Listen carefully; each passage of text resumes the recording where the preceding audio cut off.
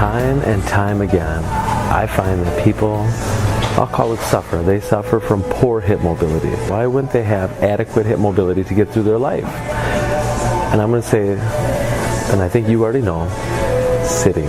Sitting for prolonged periods of time can be an over-repetitive non-movement. So you hear about over-repetitive movements in the workforce, people developing carpal tunnel syndrome problems, elbow tendonitis, all this different stuff.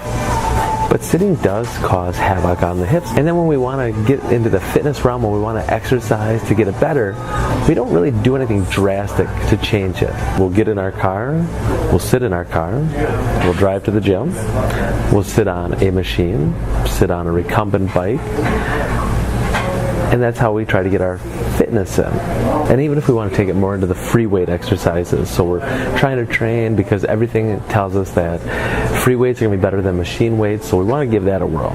So what do? We might lie on the bench to do some presses, we might sit on a bench, we might stand and do all these things where we're just basically standing in one position. We're really not giving much thought about how our body does move. I want to talk to you about this simple movement that studies have shown will save your life. True story. And so the movement that we're going to talk about today is a rotational bent over row.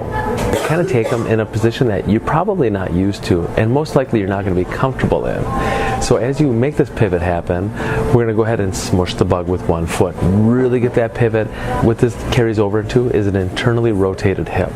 So that's a lot of the places that we don't go with our hips, is we don't get that internal rotation. We sit in our chairs all day long, let our knees fold out to the side, and that's an external rotation. You do that too much, you're going to experience that tightness that so many people have when they sit for long periods of time. So this rotational movement here, again, studies, not me, studies have shown will save your life. I like to use kettlebells. I'll take 2 kettlebells, I'll take 1 kettlebell, I'll make that pivot happen, I'll slide my hips back in that hinged position. Now we have to be mindful, because when we're in that bottom position, we don't want to rock back. Well, what that's going to do is that's going to put some undue pressure on your low back.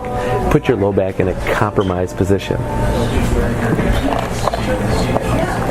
So how do we fix that? You rock forward. You put a lot of that pressure on that front foot. When we hold that static spot, we're going to be pulling those weights. So we can alternate the weights, we can pull together, we can do a one-arm row. Choice is yours. Be as creative as you can. So I don't think it's a surprise to you guys out there that I have a sincere love for the Ultimate Sandbags. I can do a lot more creative things with the Ultimate Sandbag than I can do with most other fitness tools. I can bring it up into a high pull, I can take it into a power clean. From there I can layer a lot more different movements on there. It's all about the creativity. So I want you to explore that a little bit.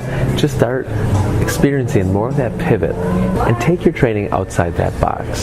Stop working in that cookie-cuttered fitness exercise mode and explore. Enjoy that time that you have and save some lives. Do something a little bit more uncomfortable, like me drinking iced coffee. It's not something I do all the time, but I'm willing to step out of my comfort zones and explore. So have a good time with that, and until next time.